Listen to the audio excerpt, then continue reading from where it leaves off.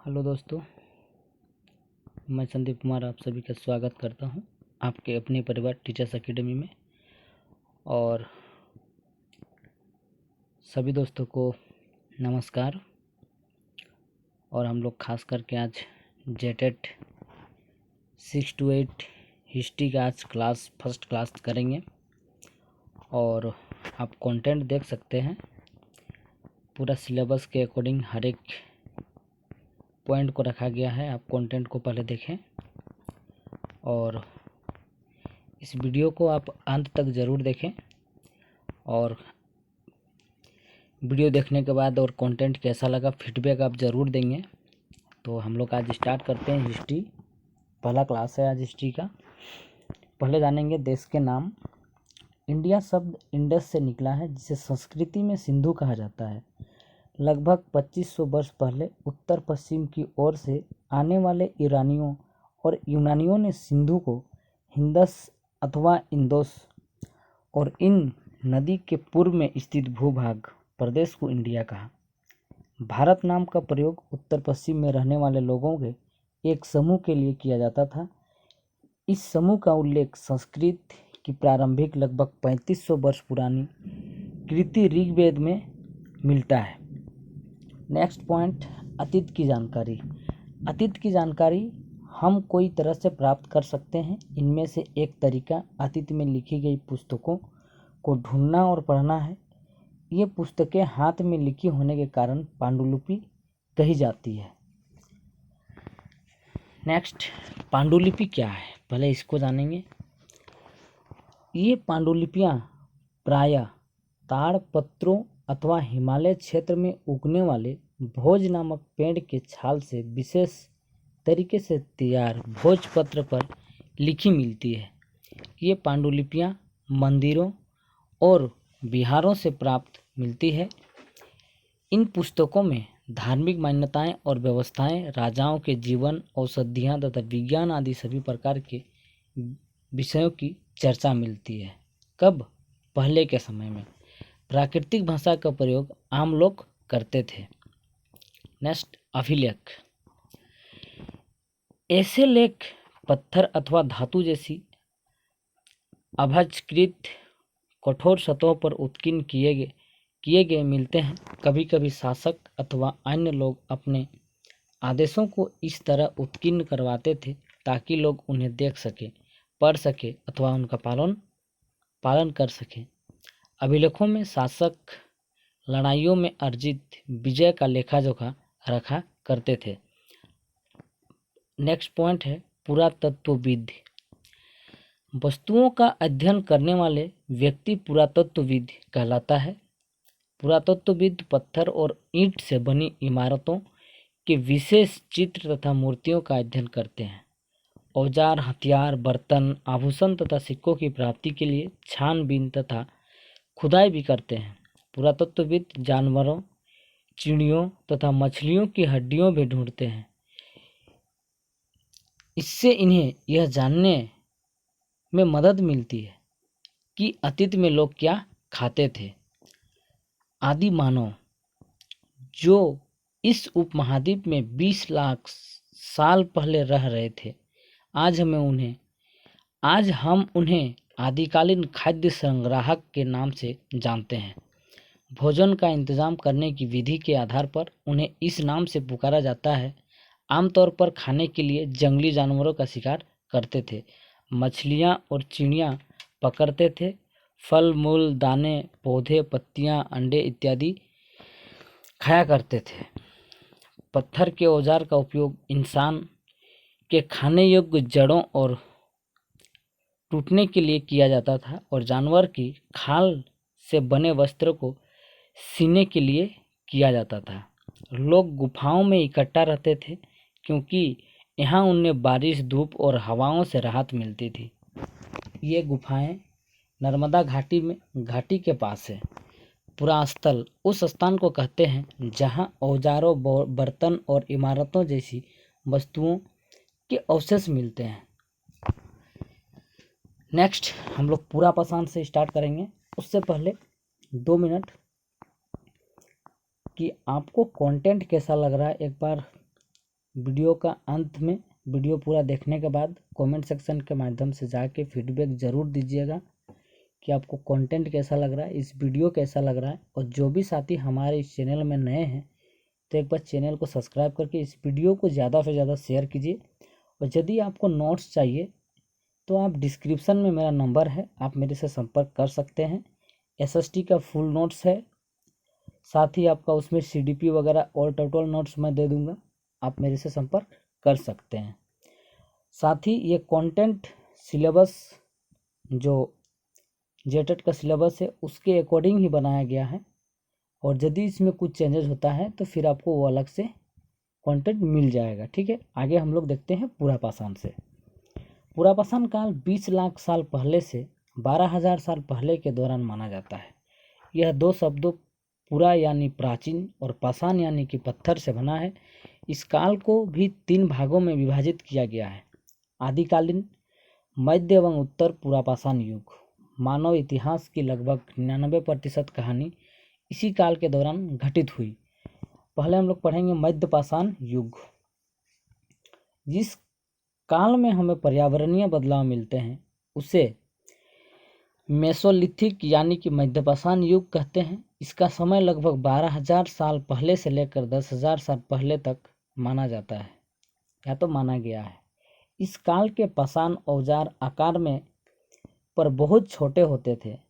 इन्हें माइक्रोलिथिक यानी कि लघु पाषाण कहा जाता है। प्रायः इन औजारों में हड्डियों या लकड़ियों के मुट्ठे तथा हाशिए और आरी जैसे औजार मिलते हैं। साथ साथ पूरा पाषाण युग वाले औजार भी इस दौरान बनाए जा रहे हैं। नवपाषाण युग। अगले युग की शुरुआत लगभग 10,000 साल पहले से होती है। इसे नवपाषाण युग कहा जाता है। सबसे पहले जिस जंगली जानवर को पालतू बनाया गया वह कुत्ते का जंगली पूर्वज था। फिर धीरे धीरे लोग भेड़, बकरी, गाय, सुअर जैसे जानवरों को अपने घरों के नज़दीक आने को उत्साहित करने लगे। नवपाषाण युग के सबसे प्रसिद्ध पुरास्थलों में एक चाताल तुर्की में है, जहां दूर दराज स्थानों से कोई चीज़ें लाई जाती थी और उनका प्रयोग किया जाता था, जैसे सीरिया से लाया गया चकमक पत्थर, लाल सागर की कौड़ियाँ तथा भूमध्य सागर की सीपियाँ। खेती और पशुपालन। पहले के समय में खेती और पशुपालन किस तरीके से होता था उसके बारे में जानेंगे। लोगों द्वारा पौधे उगाने और जानवरों की देखभाल करने को बसने की प्रक्रिया का नाम दिया गया है। बुर्ज होम वर्तमान कश्मीर में है। बुर्ज होम के लोग गड्ढे के नीचे घर बनाते थे जिन्हें गर्तवास कहा जाता है। उनमें उतरने के लिए सीढ़ियाँ होती थी, इससे उन्हें ठंड के मौसम में सुरक्षा मिलती थी।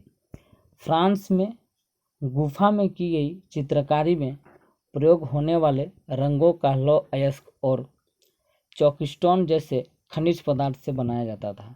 हड़प्पा सभ्यता नगर आधुनिक पाकिस्तान के पंजाब और सिंध प्रांतों, भारत के गुजरात, राजस्थान, हरियाणा और पंजाब प्रांतों में मिले हैं। इन सभी स्थलों में पुरातत्वविदों को अनोखी वस्तुएं मिली है, जैसे मिट्टी के लाल बर्तन पर काले रंग के चित्र बने थे, पत्थर के वाट मिले हैं, मुहरें मिली है, मनके, औजार, उपकरण और पत्थर के लंबे ब्लेड आदि मिले हुए हैं। ऊंचाई वाले भाग को पुरातत्वविदों ने नगर दुर्ग कहा और निचले हिस्से वाला जो निचला नगर कहा। दोनों हिस्सों की चारदीवारी पक्की ईंटों से बनाई जाती थी। मोहनजोदड़ो में खास तालाब बनाया गया था जिसे पुरातत्वविदों ने महान स्नानगार कहा है। कालीबंगा और लोथल जैसे अन्य नगरों में अग्निकुंड मिले हैं जहां संभवतः यज्ञ किए जाते होंगे। हड़प्पा, मोहनजोदड़ो और लोथल जैसे कुछ नगरों में बड़े बड़े भंडारगृह मिले हैं। 7,000 साल पहले मेहरगढ़ में कपास की खेती होती थी। कितना वर्ष पहले? 7,000 वर्ष पहले। नगरों का प्रारंभ लगभग 4700 साल पहले हुआ। नगर का प्रारंभ कब हुआ? लगभग 4700 साल पहले। हड़प्पा के नगरों के अंत की शुरुआत लगभग 3900 साल पहले हुआ। अन्य नगरों का विकास लगभग 2500 साल पहले हुआ है। कच्चे माल की खोज कैसे हुआ इसके बारे में जानेंगे। हड़प्पा के लोग तांबे का आयात संभवतः आज के राजस्थान से करते थे। यहाँ तक कि पश्चिम एशिया देश ओमान से भी तांबे का आयात किया जाता था। अभी भी वर्तमान में राजस्थान के खेतड़ी नामक जगह से तांबा का बहुत मात्रा में खनन होता है। ठीक है, अगला देखते हैं कांसा। कांसा बनाने के लिए ब्रोंज बनाने के लिए तांबे के साथ मिलाई जाने वाली धातु टिन का आयात आधुनिक ईरान और अफगानिस्तान से किया जाता था। सोने का आयात आधुनिक कर्नाटक और बहुमूल्य पत्थर का आयात गुजरात, ईरान और अफगानिस्तान से किया जाता था। नीचे हमारे टेलीग्राम चैनल का नाम दिया हुआ है टीचर्स एकेडमी।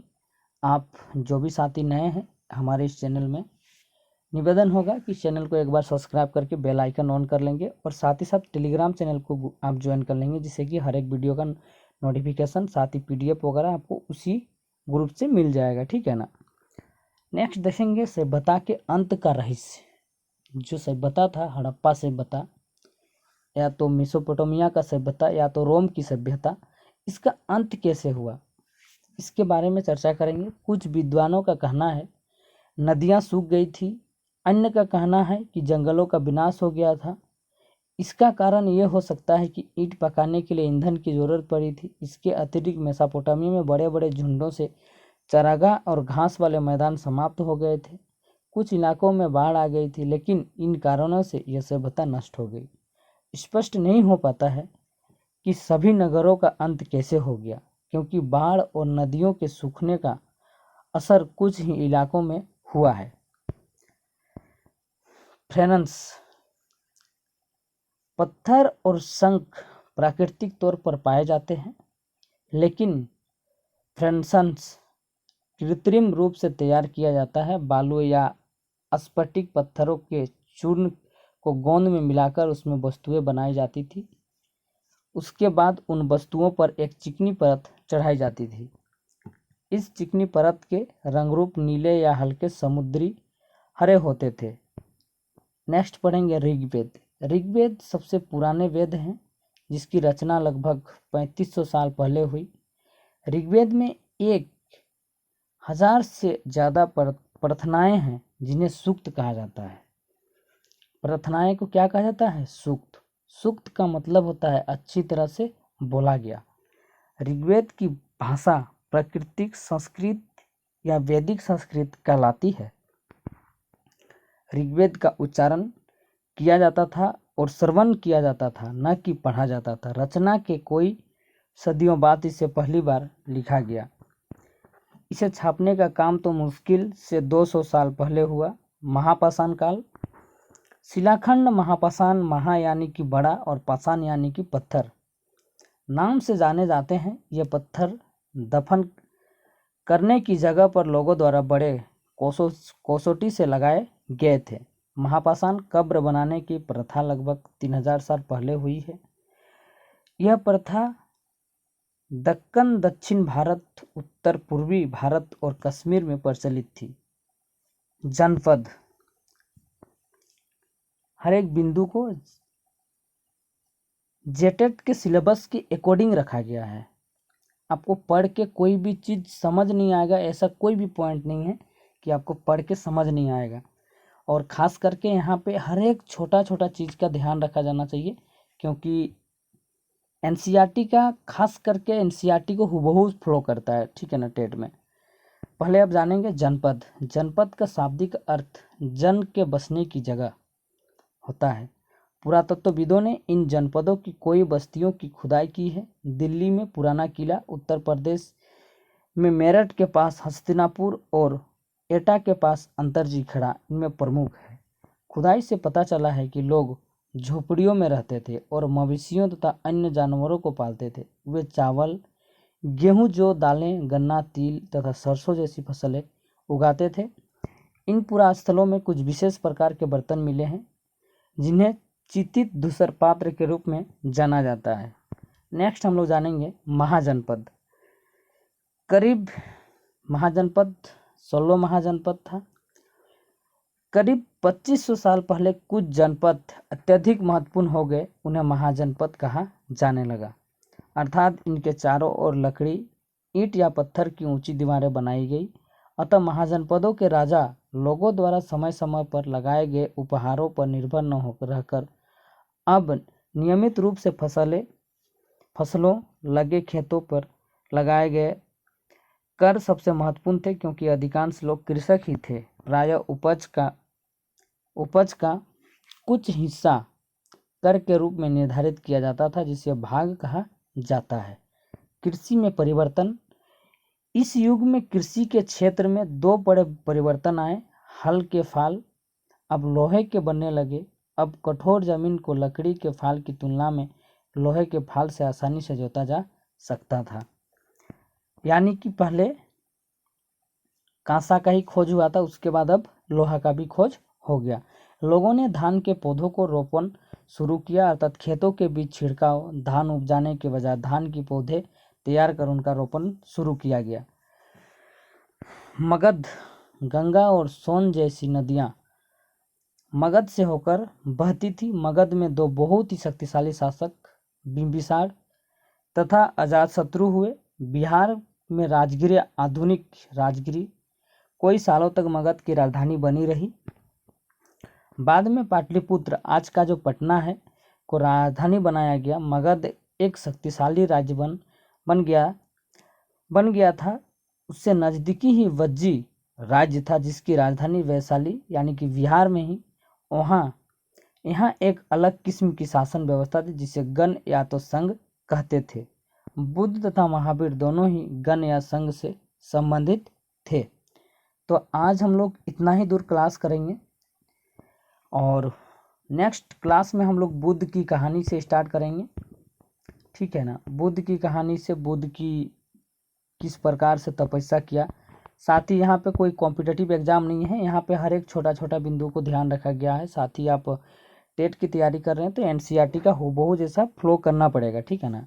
तो जो भी साथी इस वीडियो को अंत तक देखें, सभी दोस्तों को धन्यवाद, आभार। और जो भी साथी हमारे चैनल में नए हैं तो चैनल को एक बार सब्सक्राइब ज़रूर से कर लें और टेलीग्राम चैनल को ज्वाइन ज़रूर से कर लें। यदि कोई साथी को नोट्स चाहिए तो आप डिस्क्रिप्शन में मेरा नंबर दिया हुआ है, आप मेरे से संपर्क कर सकते हैं, ठीक है। मिलते हैं नेक्स्ट क्लास में सभी दोस्तों के साथ। थैंक यू, धन्यवाद।